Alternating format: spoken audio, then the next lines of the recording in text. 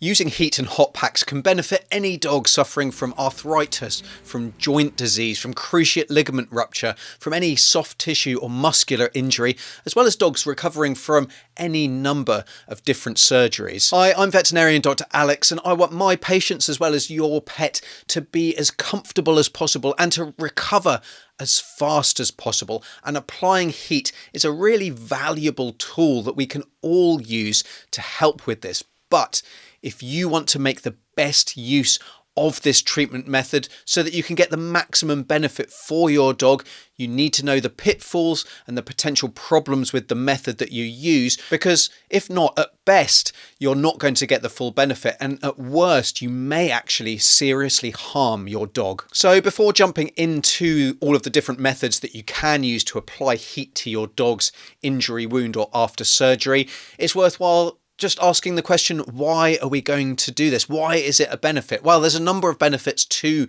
using heat packs and applying heat. The first is that it does relieve pain. It's been shown to help reduce the sensitivity of nerves and reduce the transmission of pain to the brain, so your pet will be more comfortable. It also helps to increase elasticity, increase suppleness of the tissues of the body. So that's going to increase your dog's flexibility. It's going to increase their mobility. So they're going to be able to get around that much better. And then it also causes the blood vessels to dilate, and that allows the white blood cells, the proteins, all of the healing chemicals and cells that are needed for the body to repair, to get to the area where it's needed. Now, the big thing here is for this to work best, the heat needs to be applied for 20, 30, even 40 minutes so that it can penetrate deep into the tissues where you want it. This is especially important in things like cruciate ligament injury or arthritis, where you want that heat to penetrate really deep into the joint.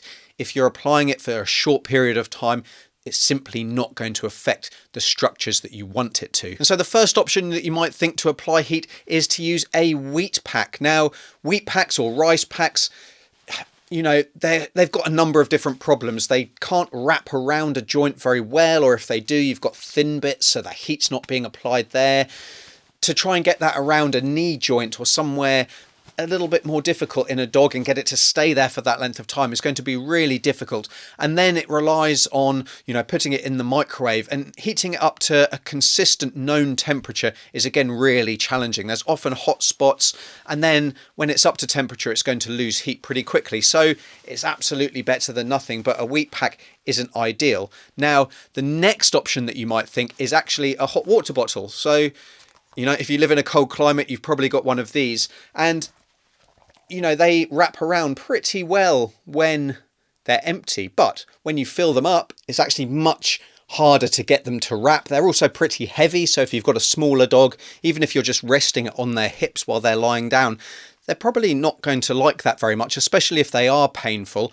We've also got the problem with these is that the rubber can perish and you could end up with hot water all over your dog.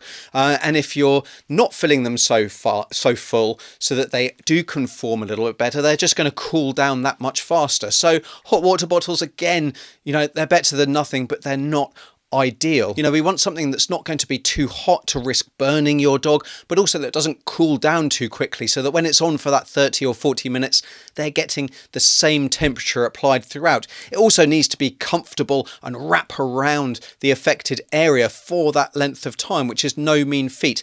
And that brings me on to my favorite option and the sponsor for this video, which is the heated braces by PT Tech. I really love these heated braces. They come equipped with the ability to do 3 different well-controlled temperatures, so you can start off cool and work your way up as your dog gets used to it.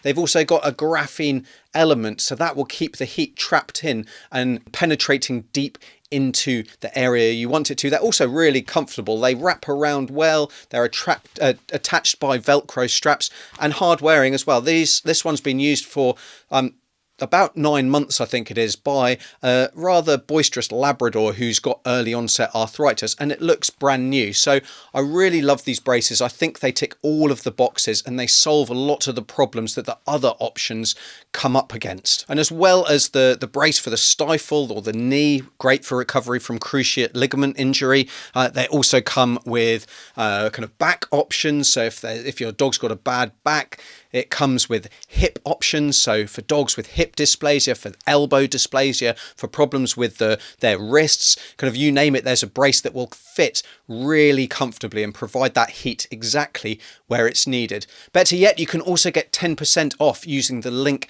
and the coupon code down below. And if you want to know more about how to fit these braces, how they work and how comfortable they are, then make sure you check out this video linked on screen where I run through all of this with my lovely assistant Sam the Labrador. So make sure you click on that video. Check out those links down below to get 10% off. And until next time, I'm veterinarian Dr. Alex. This is Our Pets Health, because they're family.